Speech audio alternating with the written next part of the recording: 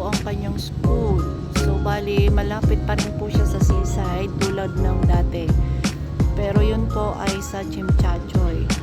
Ito naman po ay dito sa Olympic. Ayan, ito po yung view dito sa seaside. Bumaba lang ako dito kasi may ingayan doon yung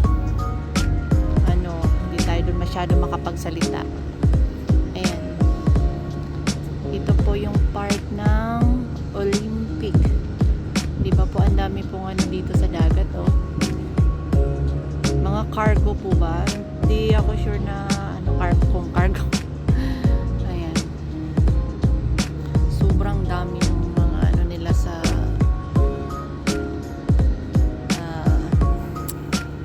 sasakyang pandagat. Mga ata nila yan yung pag may mga ginagawa dyan sa dagat.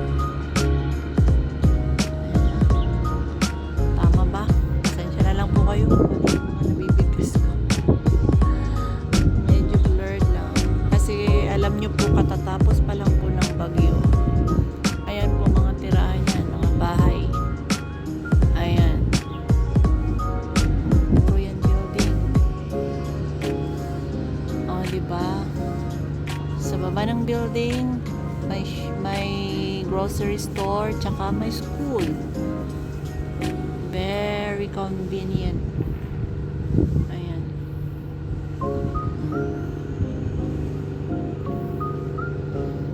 Sobrang ang ganda dito din, mag running, mag-exercise. Maraming matatanda dito na nag-exercise every morning.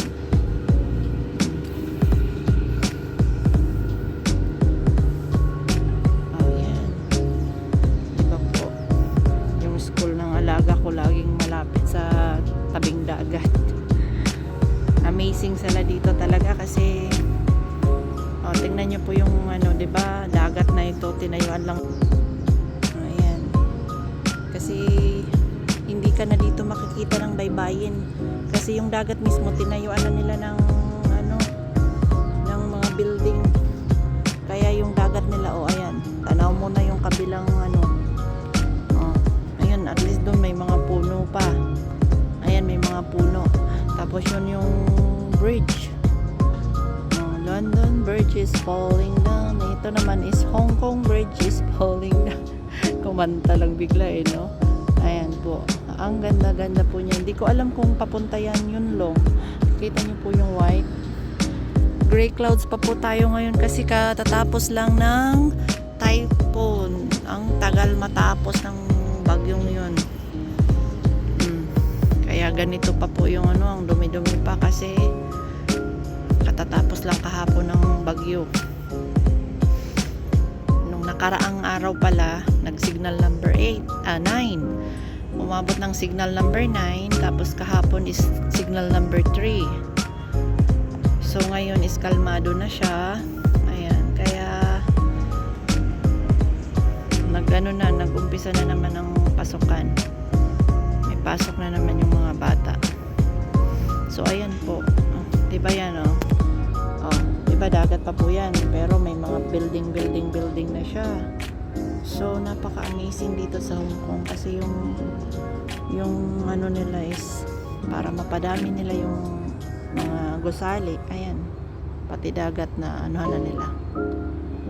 Kaya siguro ko ito po mga yan na nagtatrabaho dyan sa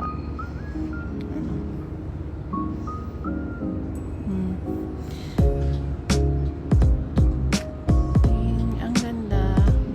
Pa po siya, malawak pa po siya papunta doon. Pwede rin po tayo pumunta doon. Ayan.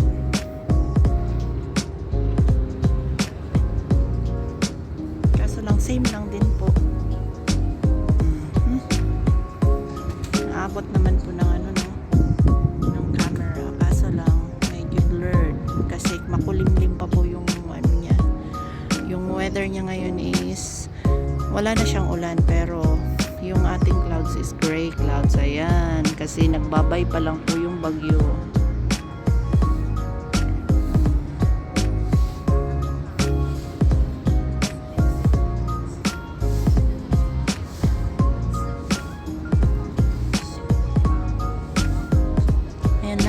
thank you so much for watching. God bless us all. Please subscribe.